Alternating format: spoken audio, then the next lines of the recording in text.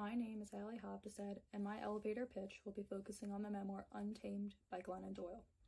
Untamed is a collection of related memoirs that tell the story of how the author, Glennon Doyle, shunned societal norms and learned to live her life on her own terms.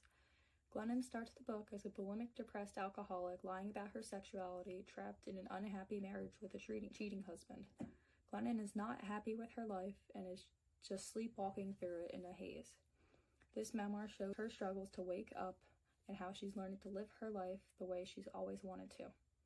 Although her story is nowhere near over, Glennon has made some progress in her life by quitting bulimia, sobering up, realizing her sexuality, and she left her husband and is now married to the former U.S. women's national team soccer star Abby Wambach. This book is significant to me because it is both extremely inspirational and relatable. A recurring metaphor in the memoir is that every woman is a cheetah in a cage. Women are told to conform to the idea of what a woman should be in the eyes of society and lock themselves away in cages, inhibiting their wild nature like a cheetah in a zoo. This conditioning of women typically occurs around the age of 10. The author emphasizes that women are cheetahs in the sense that we are all just wandering around our enclosures when we should be allowed to be wild. This is really significant to me because it points out changes in my personality that I never really noticed before. I used to be pretty outgoing and more free-spirited when I was younger, but now I'm not. I always assumed that was what happened to everyone as they got older, but in reality, it only happens to women. The author details how she broke out of her cage and learned to be the person she was at 10 years old all over again. This book is really inspirational because if Glennon Doyle can come out after being in there for a significantly longer period of time, maybe I can too. After reading this book, my goal for this year is to be more outgoing in class and to become more extroverted.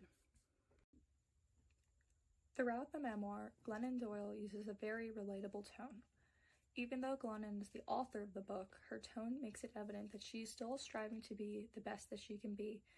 Although the memoir deals with some pretty serious topics, such as eating disorders, depression, and alcoholism, Glennon maintains a lighthearted and humorous tone rather than a serious or somber tone.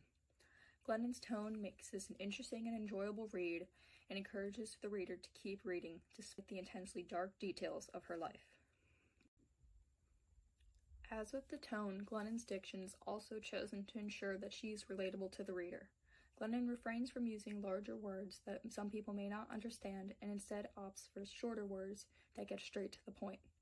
She also frequently utilizes slang and other choice words that are not frequently found in literature in order to relate to her target audience. Glennon also uses phrases that tend to stick in the reader's mind in order to emphasize their importance to the overall story. Glennon establishes her ethos rather quickly in the memoir. Glennon was a bulimic, depressed alcoholic in a toxic marriage with a cheating husband, lying about her sexuality. Glennon doubles down on the fact that if she can turn her life around after all that, so can you, the reader. She is an extremely credible narrator due to all of her unfortunate experiences, and her life is the perfect example of how anyone can turn their life around and become who they really want to be. Glennon's purpose for writing this memoir is to help all women, especially young women, rediscover their true selves. Glennon does not want anyone to have to go through what she went through, so she provides ways to reconnect with yourself and who you were before society told you to change. Glennon also wrote this book in the hopes that today's young women can completely eliminate society's influence and standards of what a young woman should act, dress, and look like. Glennon uses a lot of figurative language in her memoir, the most prominent of which being the metaphor, women are cheetahs. It is found almost anywhere in the book. She uses it over and over and over again just to emphasize its importance. Glennon uses figurative language such as metaphors, similes, repetition, irony, sarcasm, symbolism, and many, many other types of figurative language. Glennon uses the figurative language as her way of expressing her opinions and her thoughts in a way that a reader can understand, and you might not understand that it's figurative language, but it gets her point across.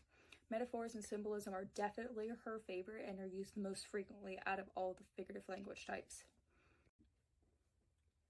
I usually do not like nonfiction books, but I really, really enjoyed this book. I would definitely recommend this to anyone who's looking for book recommendations. There's like never a dull moment. It's just always constant action and you keep reading. It's awesome. Thank you for watching.